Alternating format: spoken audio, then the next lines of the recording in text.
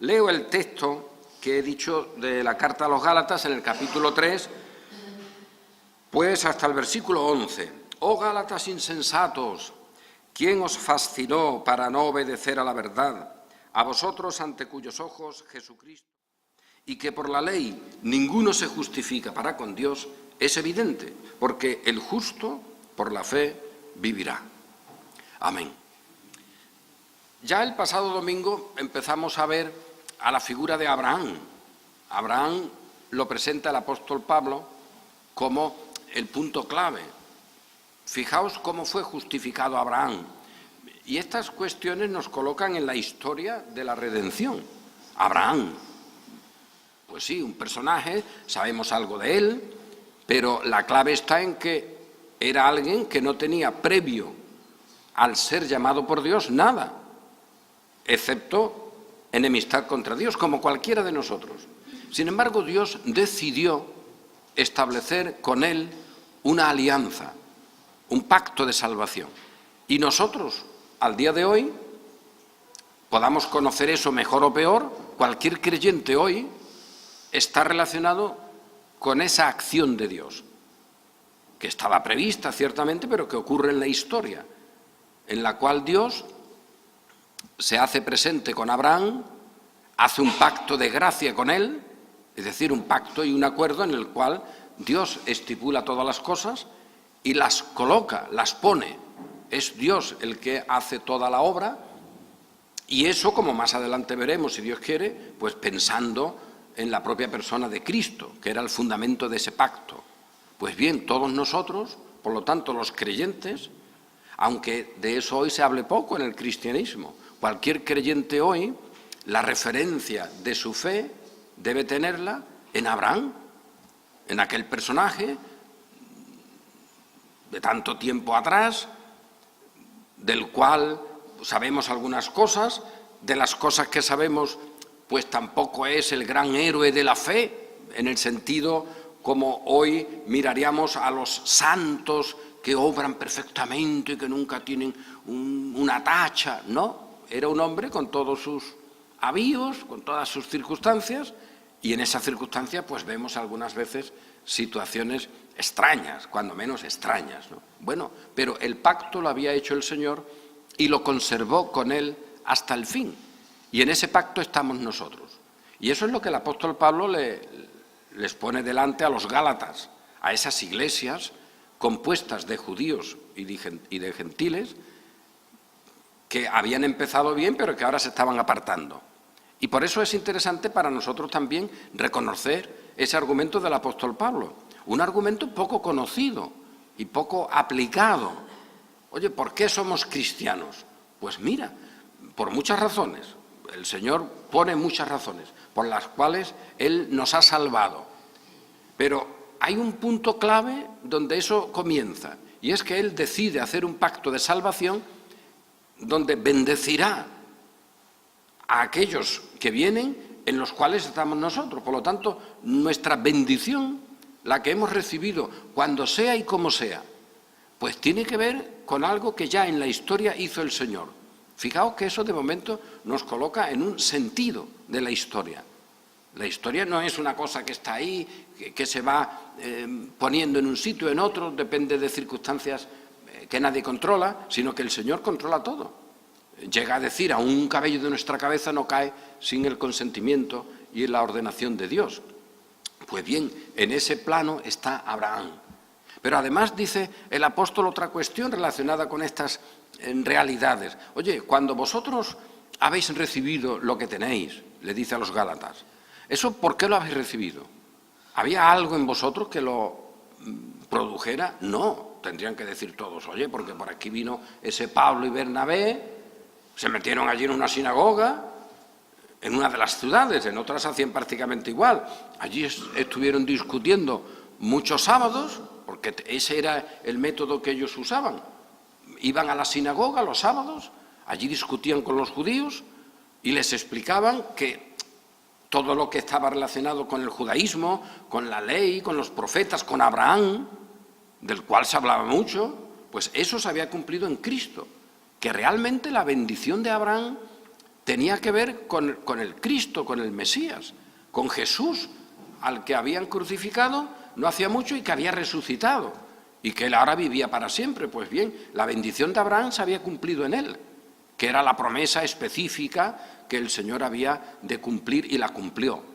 Pero que en el caso de Abraham, pues la fe suya era una fe peculiar, porque cuando él la tiene, la cual lo hace justo o lo justifica delante de Dios, es decir, que con esa situación de creer, Abraham es considerado por parte de Dios como justo. Por lo tanto, no son sus obras las que lo califican. El juez mira a Abraham y no ve sus obras, sino su fe. Y esa fe es la que lo hace justo, es decir, el juez con la fe de Abraham no encuentra que Abraham sea culpable. Ha sido, por lo tanto, redimido.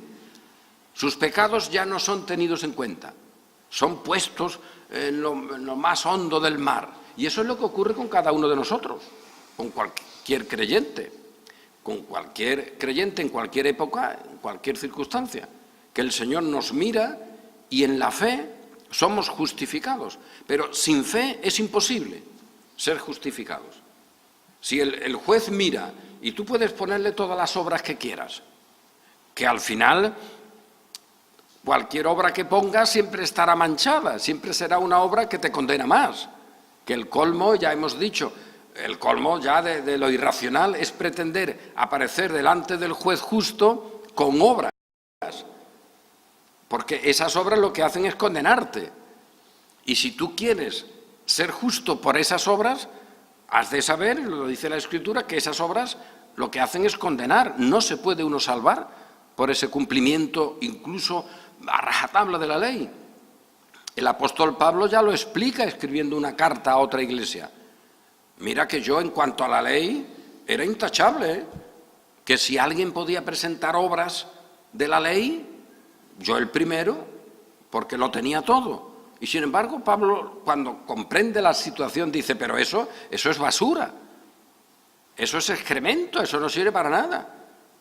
Y yo lo doy todo por perdido, eso me lo quito todo por la fe, por la justicia de Dios, por medio de la fe. Y eso es lo que pasa con cualquier creyente.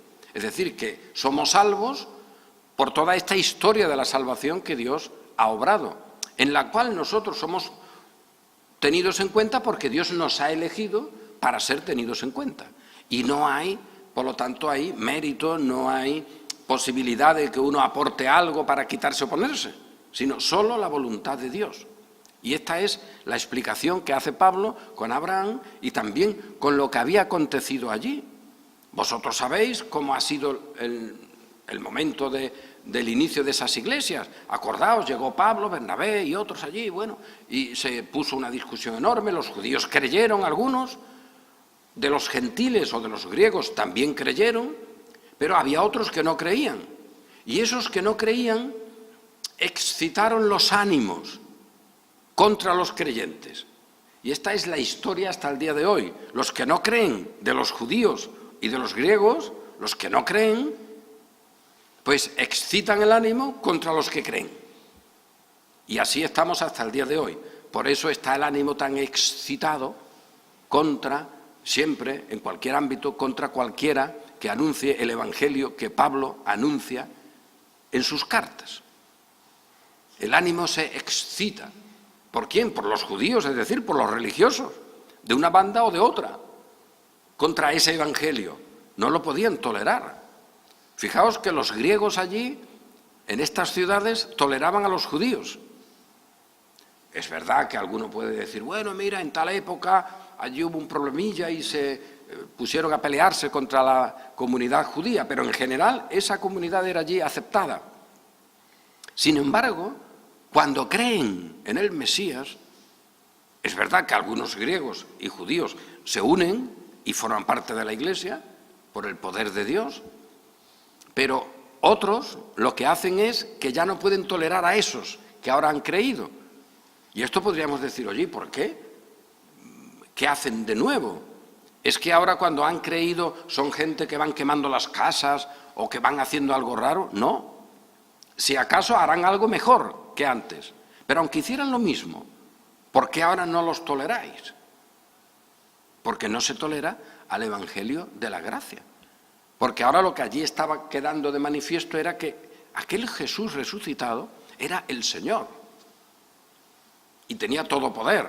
Y todo había sido puesto bajo su autoridad.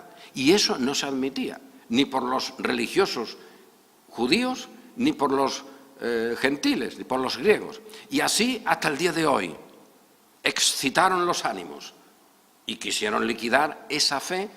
Y bueno, algunos dirían, mira, casi lo hemos conseguido, porque apedrean allí a los cristianos, tienen que salir, van a otro sitio, y cuando van a otro sitio, pues siguen haciendo lo mismo.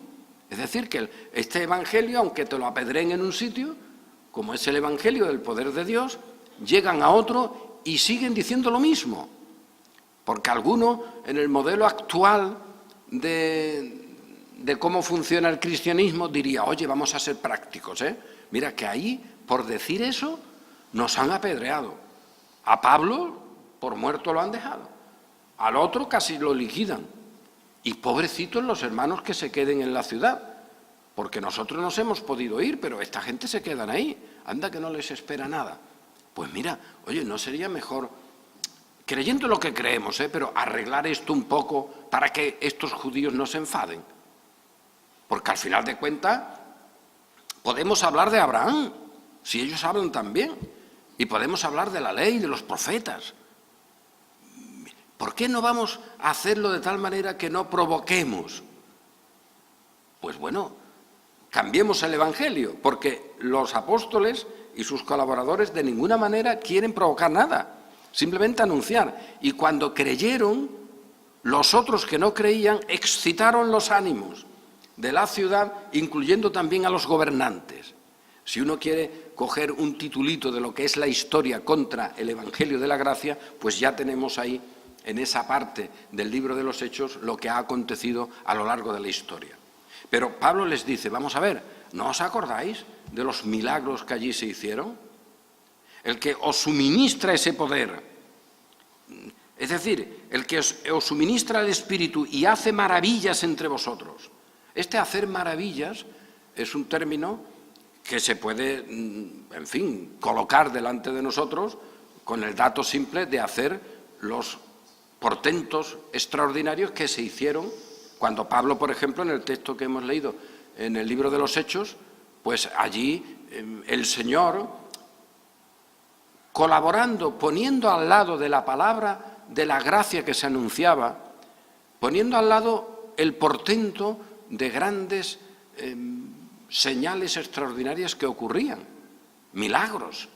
Es decir, que hay un momento en el que el Señor, lo mismo que con Cristo, cuando Él anuncia su ministerio, uno de los datos que quedan señalados en todos los evangelios es, ahí el mundo diabólico, el mundo del mal, el mundo histórico del mal, queda vencido.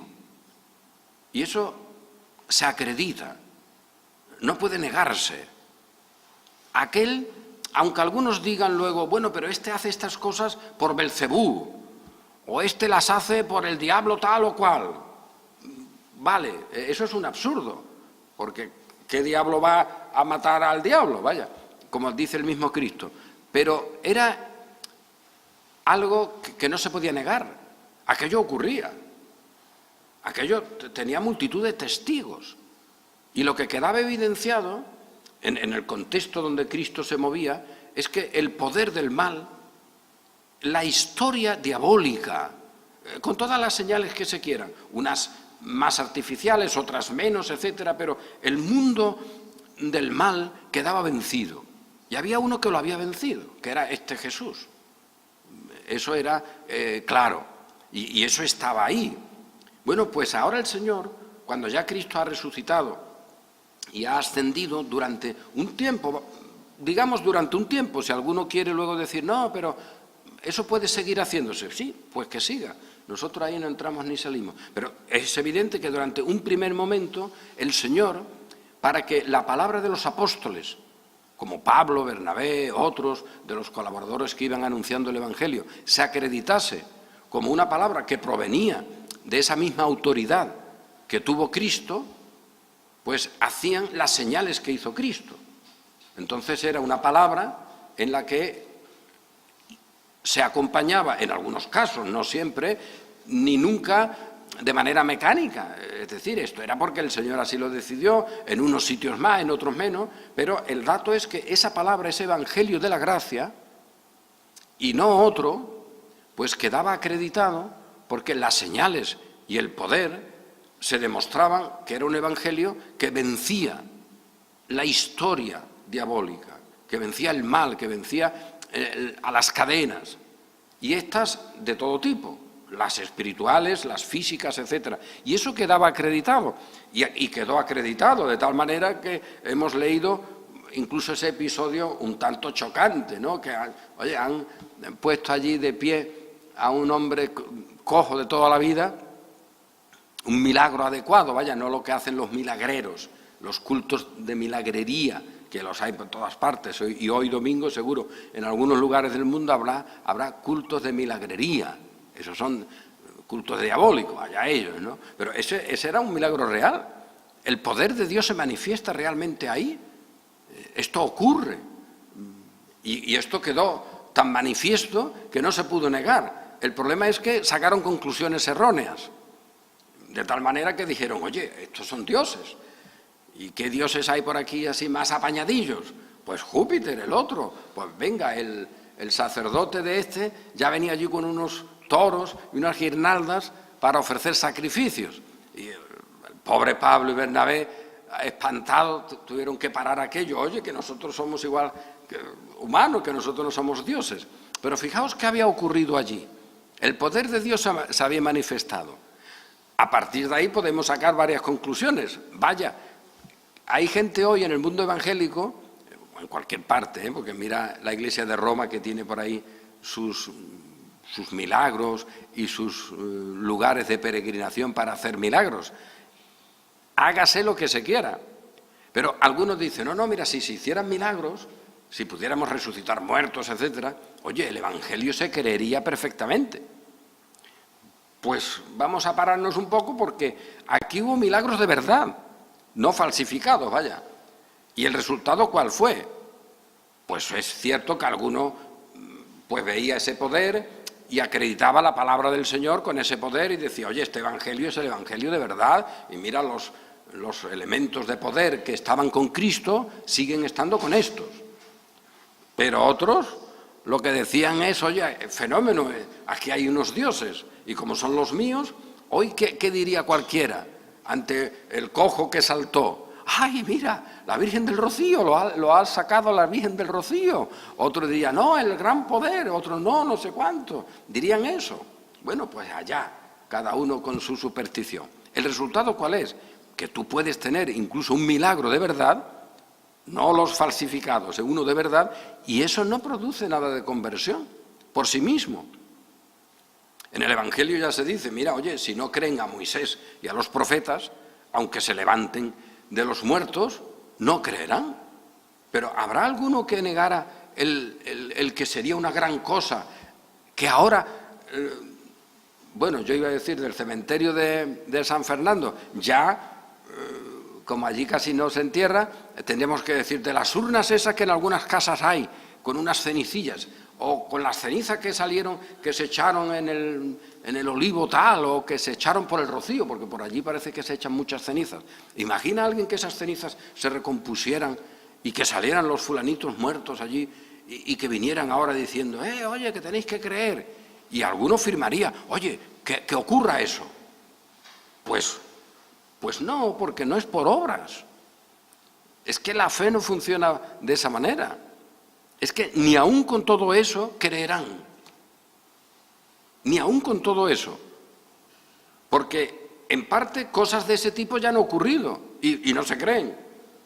Por lo tanto, delante de sí tenían el milagro de aquel cojo que había sido puesto en pie y la conclusión que sacaron, pues las que se siguen sacando hoy.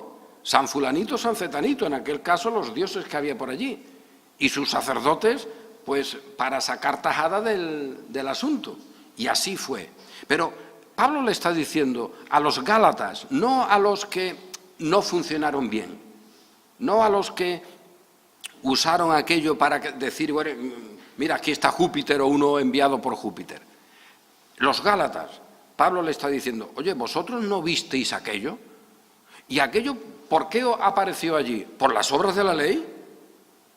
Ese poder, ese espíritu que se os dio y un espíritu real que producía esos efectos tan extraordinarios, ¿eso por dónde venía? ¿Por las obras de la ley o por el oír con fe? Pues lo evidente allí, cualquiera, porque esto es una expresión retórica, tendría que decir, oye, pues por el oír con fe, la verdad es que nosotros estábamos allí, ni sabíamos nada, y esto nos llegó, y el poder de Dios nos salvó. Pues ahora Pablo está diciendo, si eso fue así, ¿por qué ahora lo cambiáis? ¿Por qué ahora pretendéis que sean las obras lo que funcione y lo que produzca el efecto? Y este es el mensaje hasta el día de hoy.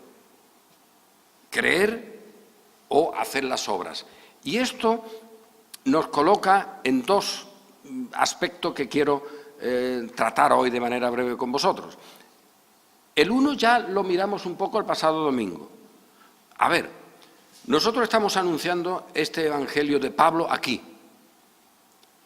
El Evangelio de Pablo, que por ejemplo en la carta a los Romanos él también claramente explica y dice, mira que por las obras de la ley, es decir, por la conducta, por el mérito, sea el que uno pretenda, nadie puede ser justificado. Es decir, el juez, para declararte justo, no puede ver nada tuyo, porque todo lo que vea tuyo, lo que le hace ese juez por su ley, por su código, es condenarte. Y por eso mencionaba un poco, hasta con casi de broma, lo que dice Calvino, oye, ¿tú quieres cumplir la ley, hijo? ¿Qué quieres? ¿Cumplir la ley? ¿Qué le vas a decir al juez? Que tú vas allí cumpliendo la ley, pero tú sabes lo que es cumplir la ley. Cumplir la ley es estar condenado, porque la ley lo único que hace es condenar. Si tú quieres cumplirla, ¿qué haces? Pues condenarte.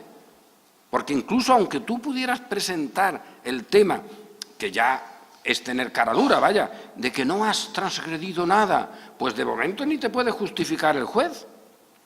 Tendrá que esperar, porque si tú no has transgredido nada hasta el día de hoy, pero cuidado que antes de morirte rozas un punto, eso pega el chispazo y se corta la luz. Lo mínimo. Por lo tanto, ni siquiera puede justificarte, tendrás que esperar que te mueras. Y a ver entonces dónde está tu seguridad y a ver dónde está tu alegría de salvación. Es más, tú no tienes salvación ahora mismo. No puedes decir que eres salvo si incorporas las obras. Podrás decir que a lo mejor al final la cosa funciona y no funcionará porque la ley lo que hace es matarte. Es más, por la ley ya estás muerto. Por lo tanto, cumplirla, hijo. No te pases, no vengas ahora a gloriarte encima de presentarle al juez el cumplimiento de aquello, que como el juez te mire y te diga, ¿tú qué quieres? Eso, pues tómalo, ahí tienen las firmas y las tengo ya fotocopiadas incluso con un sellito, si esto vale para todos, para gentiles, para no gentiles, para chicos, para grandes, mira, ahí está, tú quieres el papel de la ley, pues ahí lo tienes, ya la sentencia está puesta, yo mira, le pongo el sello y mi firma. Eso vale para todos, en todas las épocas.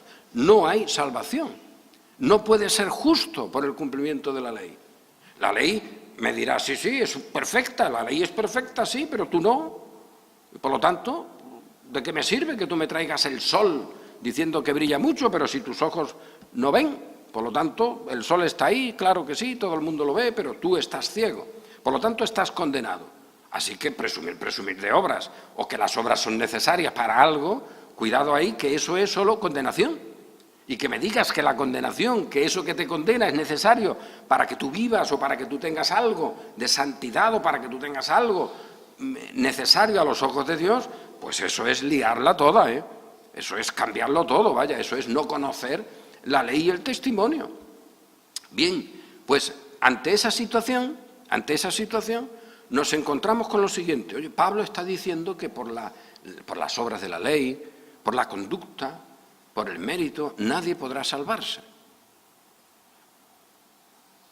Y entonces se nos dice, pero es curioso que se nos dice sin pensarlo, pero Santiago en su carta dice que no, que esa fe es muerta en sí misma, si no tiene obras.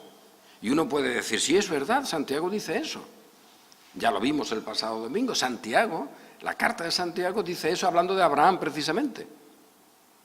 Que si aquel que pretende tener fe, y digo ya pretende porque es lo que Santiago está diciendo, pero una fe que no tiene ninguna expresión de la misma, pues Santiago dice, es una fe muerta en sí misma. De tal manera que al hablar de Abraham, Santiago tiene que decir, bueno, alto ahí, como estáis planteando la cuestión, eso es una falsificación. Abraham realmente podemos decir que él fue justificado por una fe muerta en sí misma, por esa no. Él fue justificado por las obras que acreditan que él era justo y que él estaba justificado, para que nadie se engañe. Y esto es muy sutil, pero es sutil sobre todo porque lo normal es, mira, lo que dice Pablo en la carta a los Gálatas o en la carta a los Romanos, etcétera, eso es una fe muerta en sí misma. En realidad te están sacando ese discurso. Te están diciendo, cuando Pablo dice a los romanos que por las obras de la ley nadie se justifica delante de Dios porque la justicia es por la fe, eso, según Santiago, significa que Pablo está enseñando una fe muerta en sí misma, a la cual, si uno no le complementa con sus obras, pues no puede tener eficacia. Y eso a veces se enseñaba de una manera, hombre, un poco frivolona, pero se enseñaba diciendo, no, mira, esto es los dos remos, ¿no? Como si la fe y las obras fueran remos diferentes. Y en una barca se necesitan los dos, ¿no? Si no es a motor, claro. Entonces, la fe es una cosa que no funciona sola, las obras es otra que no funciona sola. Pero Santiago está diciendo, cuidado, que eso no es así. Hay una fe muerta en sí misma que esa no la puede revivir. A la muerta en sí misma se queda muerta. Y luego están unas obras reales que demuestran la fe de Abraham. Por lo tanto, Santiago lo que está diciéndole a todos estos actuales es que la fe que ellos anuncian, que necesita ser complementada por las obras humanas, esa es una fe muerta en sí misma. Y esto hay que recalcarlo. O sea que a nosotros, alguien nos podría decir ahora, bueno, pero esa fe que Pablo está allí enseñando a los Gálatas, esa fe que estáis anunciando, que solamente es de Dios, que depende de Dios, que no hay ni un tramo minúsculo en todo el trayecto de nuestra existencia en el cual haya algo que no dependa de Dios, sino que dependa de nosotros. No hay nada. No hay ni un fragmento, no hay nada, ni un puntito, no hay manera. Todo es de Dios, y solo por su voluntad, y solo porque Él quiere. Pero entonces yo, ¿qué hago? Que ya me desentiendo. Es que nadie dice que la fe verdadera produzca una acción de desinhibirte, de no tener pasión por la fe, por las cosas de Dios, o de que te desentiendas, de ninguna manera. Oye, eso es un argumento que no vale. Tú no puedes decirme, oye, pero cuidado, que esa fe, esa fe que tú dices que es la única, depende solo de Dios, conservarla contigo, te la ha dado y solo de Él depende, porque además, ya lo hemos dicho tantas veces, oye, es que esa fe es perfecta, la obra de Cristo es perfecta y si ya la tienes, ¿ahora qué hacemos? ¿Le quitamos algo para que tú lo rellenes? No, pues ya la tienes. La tienes completa, si ya no hay que ponerle nada. ¿Y eso te molesta? Si te molesta es una cosa extrañísima. O sea, que te moleste que tengas tu vida completa porque Cristo en ti está completo y te lo ha dado Dios. Si ya te lo ha dado, oye, ¿cómo le quitas ahora a Cristo? ¿Cómo lo matas otra vez? Claro, eso es lo que dice la carta a los Hebreos. Oye, o tienes a este Cristo completo O habrá que seguir matándolo luego, habrá que arreglar algo para seguir luego ofreciéndolo de sacrificio. Pero si lo tenemos completo, ¿eso te molesta? Oye, ese es un evangelio que fabricará cristianos que no se esfuercen o que no tengan fervor o que no canten con alegría, que no den su vida por la causa. ¿Pero de dónde se saca eso? ¿Es que aquel que está en Cristo no tendrá el amor de Cristo ni el Espíritu de Cristo que mora en nosotros, como más adelante se dirá, por el cual clamamos Padre al Señor? Pero se suele hacer este argumento. Oye, esta fe, nadie sabe por qué, se pretende que sea una fe muerta en sí misma. Si no se le incorporan, si no se pone al lado el complemento, y digo esto muchas veces de complemento porque es lo que dice la Iglesia romana, vaya, la Iglesia papal, esa idea de complemento. Si no tiene el complemento, no es eficaz. Pues eso es falso. La fe muerta en sí misma sigue muerta. Y la fe verdadera, como la de Abraham, pues produce, tiene lo que la fe tiene, lo que nos ha sido dado. Y eso lo mide Dios, y eso lo ve Dios. Él es el que establece esa situación. Y Él es el que ahora mismo, y digo ahora mismo literal, a cada creyente lo está mirando. Y podemos decir con Pablo, ¿pero cómo te mira? ¿En base a las obras de la ley? ¿En base al cumplimiento de algo? ¿O en base a la fe que Él te ha dado? Pues en base a la fe. Y esta es la palabra de consolación que siempre llega al creyente. El consuelo de sabernos en las manos del Señor con una obra perfecta.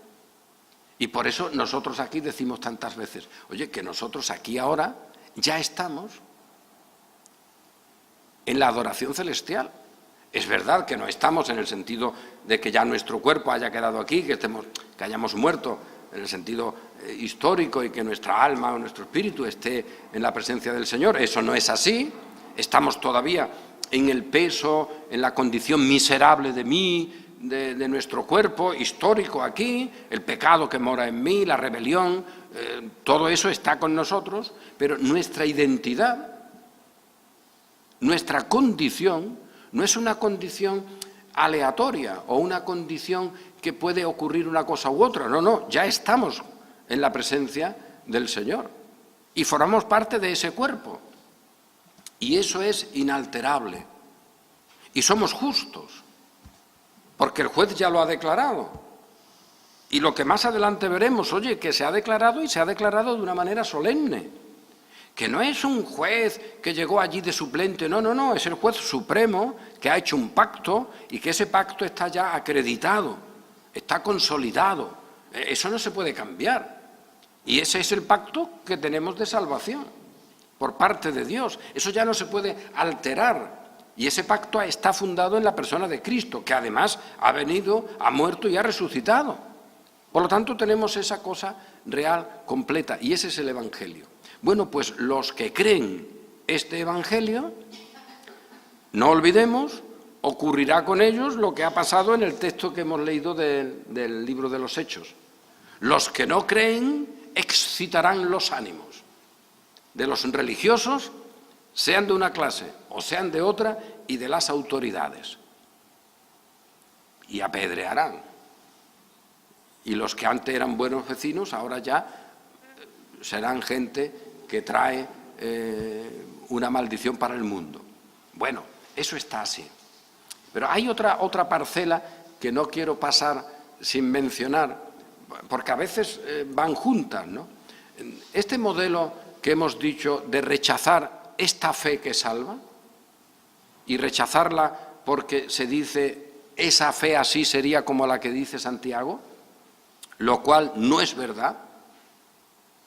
Pablo explica que somos salvos y justos o justificados por la fe, y eso no es lo que luego Santiago dice, alto, pero eso es una fe muerta en sí misma, porque a esa fe hay que ponerle esto. Eso no es lo que dice Santiago, cuidado ahí. Santiago no está pensando en la enseñanza de Pablo, sino en lo que algunos en el contexto judío estaban produciendo. Y eso es lo que él tiene en cuenta y lo rechaza de tal manera que queda evidenciado que hay una fe pretendida, hay gente que decía que tenía esa fe, que no era fe verdadera. Eso es otra cuestión. Pero la fe verdadera es verdadera sola, y esa sola incluye todo lo que la fe tiene. Porque, oye, si tenemos a Cristo completo, ¿qué quitamos de Cristo para nosotros rellenarlo? ¿Hay que rellenar algo? No. Pues bueno, pues a ver qué traes en tus manos. ¿Dónde lo colocamos? Eso la Iglesia de Roma ya lo arregló porque dice, oye, ¿tú qué traes? ¿Te ha sobrado? Pues lo ponemos ahí en ese arca con los méritos de los santos para que luego los que no tienen tanto como tú vayan ahí pidiendo invocaciones o pagando bulas o haciendo lo que sea, y nosotros, la jerarquía, pues ya le damos unos, en fin, unas bolsitas o unas cantidades de mérito para que se pueda cubrir lo que necesitan, lo que falta. Hombre, no, así no es la cosa. Pero hay otro dato relevante que quería yo por lo menos apuntar, y es en el caso de Abraham. Oye, el bueno de Abraham está por ahí, pero no sé cómo, no daremos pista porque alguno es capaz de inventárselo. Abraham no tiene sucesores. El plan es este: en ti serán benditas todas las naciones. Y hay una simiente que es Cristo, y eso está así. Pero es curioso que luego no vemos que haya sucesores de Abraham. Es verdad que hay el pacto colocado en gente diversa, Isaac, Jacob, etcétera, y están ahí, porque el Señor quiere, además. No hay ni siquiera un sucesor que pueda legitimar su pretensión en el sentido de haber nacido de una persona concreta, porque incluso hasta eso se rompe, y el Señor dice, el mayor servirá al menor, y en el que se cumple luego el pacto, en el que se mantiene el pacto, no es aquel que por ley de herencia humana lo tendría, sino porque Dios lo quiere hacer así. Abraham, esencial, no tiene sucesores. Pero luego nos venimos a otra parte del Nuevo Testamento, donde es verdad, no es lo mismo que con Abraham, pero hay un episodio, hay una situación, llamémosle por lo menos parecida, y es cuando Cristo le dice, en aquella conversación con Pedro, cuando Pedro dice, tú eres el Hijo de Dios, etc., y Cristo dice, sobre esta piedra edificaré mi iglesia. Hay ahí una realidad histórica tremenda, porque eso lo hace Cristo mismo, con toda su autoridad. Pues Pedro, ya sabemos ese episodio, ¿quién dice la gente que soy yo? Pues tú eres el Hijo del Dios vivo, etcétera. Y entonces Cristo le dice en esa conversación a Pedro, es decir, porque no está hablando con otro, tú eres Pedro y sobre esta piedra edificaré mi iglesia. Como eso la Iglesia de Roma lo ha tomado para argumentar que Pedro tiene sucesores, que nadie dice que haya que tenerlos. O sea, eso es una barbaridad, eso es un invento absurdo, eso es una falsificación terrible. Pero a veces en el mundo protestante, como la Iglesia de Roma, que tampoco lo hizo a los 2 días ni a los 3, sino 300 o 400 años después de haber ocurrido esa conversación, pues allí alguno en Roma, ni siquiera en Jerusalén, ni siquiera donde estaba Pedro, por allí, que alguien podría decir, oye, para un sucesor vamos a conservarlo aquí. No, en Roma, donde Pedro ni estuvo. Pues allí algunos de estos ya papas o pretendidos papas pretendieron decir, no, nosotros somos sucesores de Pedro. Eso no tiene sentido, pero hay algunos protestantes que tampoco tienen mucho sentido de la Escritura y que tiemblan un poco cuando la historia se les presenta delante con un poco de fuerza. Y piensan, oye, cuidado ahí, que no podemos meternos en ese texto que como digamos que Cristo dice que sobre esta roca edificaré mi iglesia, ya estamos perdidos. Porque entonces viene el papado y nos dice, que eso somos nosotros. No, Nosotros decimos lo que Cristo dijo con Pedro. Esta roca es lo que hay y sobre esto yo edificaré mi iglesia. Y eso es absoluto. Eso no se puede ahora alterar. ¿Qué tiene que ver eso con el papado? Nada. Nada. ¿Qué tiene que ver eso con que alguien en Roma diga que son sucesores de Pedro? Nada en absoluto. Pero no quitemos el fundamento de esa declaración de Cristo sobre lo que ocurre con Pedro. Es cierto que nadie podría sacar la conclusión de que tanto con Abraham o con Pedro, Cristo diga, no, pero mira, sobre esta persona como tal, haga lo que haga y viva como viva y diga lo que le dé la gana sobre, aquí está mi iglesia. Y si este está llamándome que tire por un sitio inadecuado, yo no le podré decir nunca, apártate de mí, Satanás, porque este es donde yo estoy edificando mi iglesia. Hombre, no. Pedro sabemos que se pasó 20 veces, tropezó, negó al Señor como persona. Pablo mismo dice que cuando estaba allí, cuando llega, pues hace que muchos caigan en hipocresías. Estaba perjudicando a la iglesia de una manera terrible la actitud de Pedro. Por lo tanto, Pedro como tal, las cosas que hiciera en su vida, esas no son el fundamento de la iglesia. Pero Cristo sí ha dicho que aquello que declaró Pedro, y lo declaró Pedro, y es Pedro con esa declaración, es decir, que no podemos quitar la historia. No solo la declaración aislada, no, ponga a Pedro también si no pasa nada. Si al poner a Pedro no has puesto al papado, ¿qué tiene que ver la Iglesia de Roma pretendiendo ser sucesora de Pedro? Pedro no ha estado en Roma. No le dijo a nadie, oye, ustedes saben quién soy yo, ¿no? Yo soy Pedro, sobre el que Cristo edifica su iglesia. Por lo tanto, a ver, ¿quiénes están ahí? Vosotros, ven para acá tú eres mi sucesor. Eso nunca ha ocurrido ni ocurre. Eso es una mentira absurda, cada uno que la crea como quiera y que haga lo que le dé la gana. Pero el dato sí es relevante. Cristo edifica su iglesia como Él quiere. Y las puertas del infierno no pueden prevalecer contra ella. ¿Y eso cómo lo hace Cristo? Pues como lo hizo con Abraham. Es la continuidad de eso, de ese pacto. Ahí no hay una cosa que cambie. Es lo mismo, pero ya en el tiempo cuando Cristo ha venido. Y Él dice, sobre esta roca edificaré mi iglesia. Y eso es absoluto. Y eso es de gran consolación. Porque es Cristo el que la edifica. Y la edifica como quiere, cuando quiere. Y podríamos decir, pues vaya, podía haber elegido a otro, porque mira, a Pedro lo elige y al rato lo niega. A Pedro que luego en aquella ocasión le dijo, Señor, que no te acontezca esto. Y Cristo le tiene que decir, apártate de mí, Satanás. O cuando Pablo nos dice, es que este Pedro estaba allí estropeando la obra, y Bernabé incluso participó de esa hipocresía y tuve que reprenderlos. Evidentemente ese es Pedro o ese es Pablo. Pero la edificación de la iglesia corresponde a Cristo. Y Cristo lo hace como Él quiere. Y Él ha querido en esa declaración de Pedro, cuando Él anuncia que Él es el Hijo del Dios vivo, que Cristo es el Hijo de Dios, decir, sobre esta piedra, sobre esta realidad yo edifico mi iglesia. Y la conclusión es, y no hay manera de que esto se derribe. El Hades, el infierno, no prevalecerá. Por lo tanto, nosotros tenemos esa fe que vence al mundo y las obras, los complementos, el mérito humano no prevalecerá.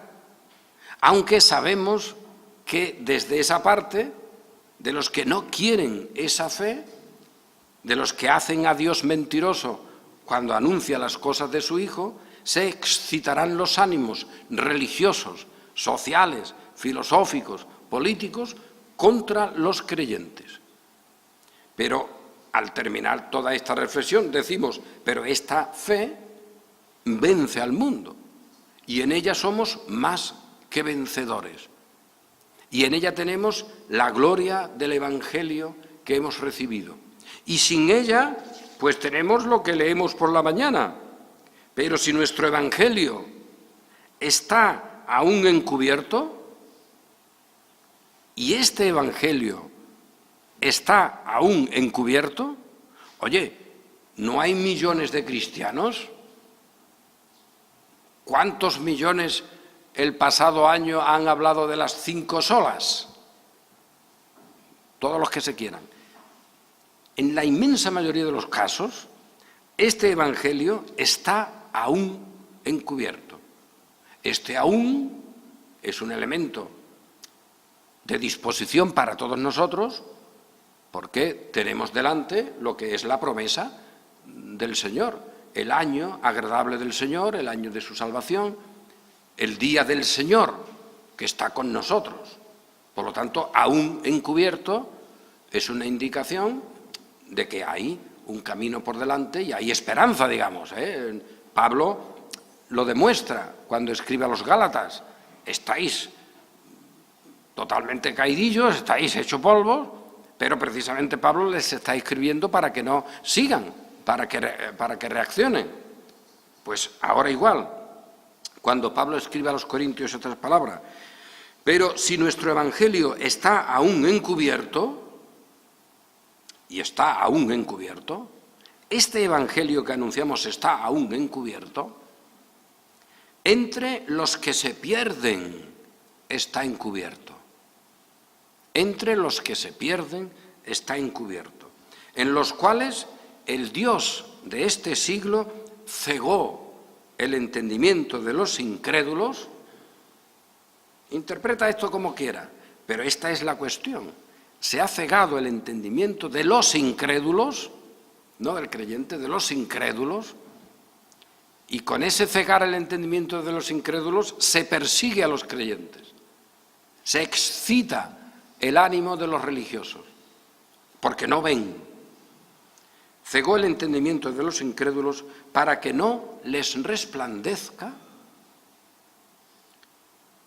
la luz del Evangelio de la gloria de Cristo, para que no les resplandezca la luz de la gloria del Evangelio de Cristo, o la gloria de Cristo, el cual es la imagen de Dios. Y eso es lo que ocurre. Eso es lo que ocurre. Cuando nosotros anunciamos esta fe que salva, los que tienen los ojos cegados hasta a esta gloria, a la gloria de Cristo, te vendrán y te dirán: bueno, no, pero el niño recién nacido, ese no puede. Vaya, hombre. El otro tampoco. Aquel otro, ¿cómo te atreves? Esa fe no puede salvarlo, porque antes es necesario que haga no sé qué cosas. Y luego de tener la fe, es necesario que ese aporte complemente esa fe con no sé qué cosas. Tenemos que decir de una vez por todas: esto es tener los ojos cegados, y esos ojos están cegados por las causas que el Señor ha dispuesto, para que no les resplandezca la luz del Evangelio de la gloria de Cristo. Porque esta fe que salva, en la cual nos alegramos y gozamos, es la que nos trae la plena luz de la gloria de Cristo. Y sin esta fe no hay gloria de Cristo. Habrá Cristos, como Pablo dice, habrá evangelios, habrá Mesías, habrá salvadores, habrá ídolos, habrá lo que se quiera, todo lo que quieran, y habrá muchos. Pero nunca podrá haber la gloria, ni podrá haber ni se podrá ver la gloria de Cristo si no es en este evangelio, en el cual hemos sido incorporados, el cual nos ha sido dado. Y por eso desde aquí, pues, estas reflexiones son reflexiones de aviso, de exhortación, pero siempre de profunda gratitud, porque el Señor nos ha dado la vida y ya no hay condenación para el que está en Cristo Jesús. Y ese tal, según la Escritura, no vive según la carne, sino según el Espíritu. Y eso es lo que, si Dios quiere, también iremos viendo más adelante en esta carta a los Gálatas. Aquí nos quedamos con la fe que nos ha dado el Señor, fe que salva completamente a todos sus elegidos. Amén.